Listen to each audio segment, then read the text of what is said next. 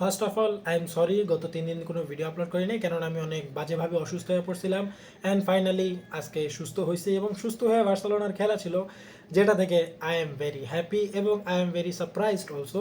কেননা বার্সেলোনা সিজনের দ্বিতীয় ম্যাচে তাদের প্রথম রেমনতাদা, এই সিজনের প্রথম রেমনতাদা কমপ্লিট করে ফেলছে। অ্যান্ড ম্যাচটা খুবই ইন্টারেস্টিং ছিল এবং কিছু কিছু ডিসিশন খুবই কন্ট্রোভার্সিয়াল ছিল। সো আজকের ভিডিওতে আমি সব কিছু নিয়ে ডিসকাস করবো। সো চলো বেশি কথা না বাড়িয়ে ভিডিও শুরু করি। সো সর্বপ্রথম কথা বলবো দ্য পেদ্রি, হ্যাঁ নর্মাল পেদ্রি না, দ্য পেদ্রিকে নিয়ে। কেননা এই ম্যাচের ম্যান অফ দ্য ম্যাচ তো বাদই দিলাম ভাই, ওর জন্য ম্যান অফ দ্য ম্যাচের পারফরমেন্স দেওয়া একটা নর্মাল জিনিস, বাট পেদ্রি এই ম্যাচে যা করেছে খুবই খুবই ভিন্ন লেভেলের ছিল। পুরো ম্যাচটা সে কন্ট্রোল করছিল। লাইক ও এত সুন্দর সুন্দর চান্সেস, এত সুন্দর সুন্দর পাসেসগুলো বানাচ্ছিল, আমি দেখে পুরো অবাক হয়ে যাচ্ছিলাম। লাইক আমার ফেভারিট প্লেয়ার পেদ্রি, এটা অনেক আগে থেকেই বলছি আমি। অ্যান্ড কেন যে পেদ্রি, এটা ও প্রতি ম্যাচে প্রুভ করছে। লাইক এই ম্যাচেও যখন ও বারবার পাস দেওয়ার পরও ফারান তোরেস একটা ইজি গোলও মিস করে দিয়েছে, 2-3টা হেডারও মিস করে দিয়েছে। এতবার পেদ্রি পাস দেওয়ার পর, এতবার পেদ্রি চান্স বানানোর পরও যখন ফারান তোরেস পাচ্ছিল না, পেদ্রি কইতাছে ভাই তোরা সর, আমি নিজের হাতে ডিসিশনটা নিতেছি।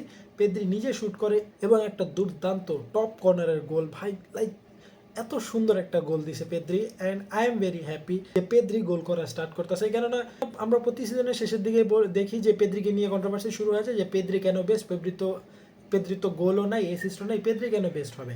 সো যারা পেদ্রি ম্যাচ দেখে তারাই জানে পেদ্রি কেন বেস্ট। যারা ওই যে যারা বলে পেদ্রি বেস্ট না, পেদ্রি বেস্ট না, পেদ্রি কোনো নর্মাল প্লেয়ারই, তারা কখনো পেদ্রিকে খেলতে দেখেই নেই। পেদ্রির খেলা কতটা ডিফারেন্ট, কতটা বিউটিফুল, তারা যতক্ষণ পর্যন্ত না পেদ্রির খেলা দেখবে তারা বুঝবেও না ভাই।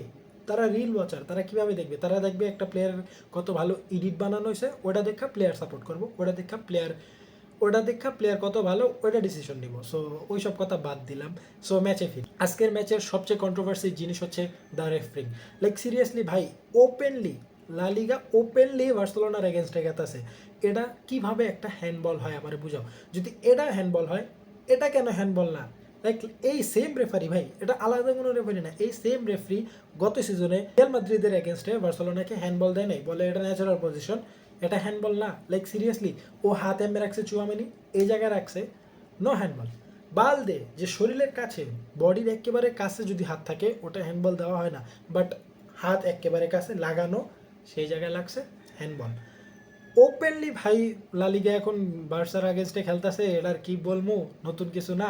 বার্সেলোনা প্রতি সিজনেই এটার এগেনস্টে খেলে এবং রিয়াল মাদ্রিদ ফ্যানরাও কান্না শুরু করে দেয় যে লা লিগা নাকি তাদের এগেনস্টে খেলে। লাইক ওপেনলি তাদেরকে সব কিছু দেওয়া হয়, বাট তারাও কানতে থাকে যে লা লিগা তাদের এগেনস্টে খেলে, বার্সার ফেভারে খেলে। সো কেমন ফেভারে খেলে তা তো আমরা দেখতেই পারতাছি সিজনের শুরু থেকেই। দেখা যাক সামনে আরও কি হয়, সামনে তো আরও অনেক কিছু আসা বাকি। অ্যান্ড আমি বুঝতেই পারতাছি যেহেতু দ্বিতীয় ম্যাচেই এই অবস্থা, সামনে কি হতে পারে আমার জানা আছে ভাই।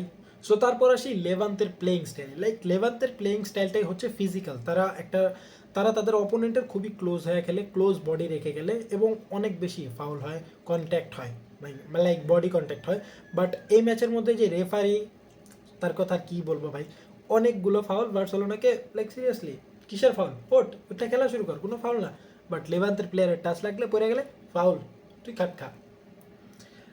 সো এখন আর কি বলবো, কেননা বার্সেলোনা রেমনতাদা এখনও কন্টিনিউ করতেছে অ্যান্ড এই সিজনে আই গেস কন্টিনিউ করবে। সো দেখা যাক কি হয়।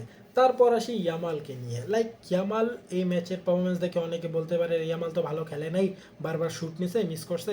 লাইক ইয়ামালের প্লেয়িং স্টাইলটাই এরকম, ও এখন একটা প্রেডিক্টেবল হয়ে গেছে। কেননা ও যখন বাইরে থেকে কর্নার থেকে বলটা ভিতরে ঢুকাবে, ডি বক্সের ভিতরে, ও অলওয়েজ শ্যুট করে, কখনো পাস করে না। সো এখন এটা একটা প্রেডিক্টেবল মুভ হয়ে গেছে অপোনেন্টদের জন্য। অ্যান্ড লামিন ইয়ামালকে আমরা দেখছিলাম যে শেষের দিকে লাস্ট হাফে লামিন ইয়ামাল পাস করা শুরু করেছে, আনপ্রেডিক্টেবল হওয়ার ট্রাই করতেছিল। অ্যান্ড তখনই লামিন ইয়ামাল শেষের দিকে একটা গোলও করে। অ্যান্ড গোলটাও দুর্দান্ত ছিল, হ্যাঁ ওন গোল ছিল, বাট লামিন ইয়ামালের সেই ইনসাইডে বলটা ফেলা খুবই ভালো একটা শট ছিল। And I am very happy Lamine ইয়ামালের পারফরমেন্স থেকে, আমার কোনো কমপ্লেন নেই ভাই। লামিন ইয়ামাল এরকমই খেলে, আমরা যারা বার্সা ফ্যান আমরা লামিন ইয়ামালকে এরকম দেখছি। যারা কিনা বার্সেলোনার সব ম্যাচগুলো দেখে তারা জানে যে লামিন ইয়ামালের প্লেয়িং স্টাইলই এটা। অ্যান্ড হ্যাঁ, আমি এই ম্যাচ থেকে অনেক হ্যাপি, বাট অনেকগুলো ফল্টও আছে আমাদের।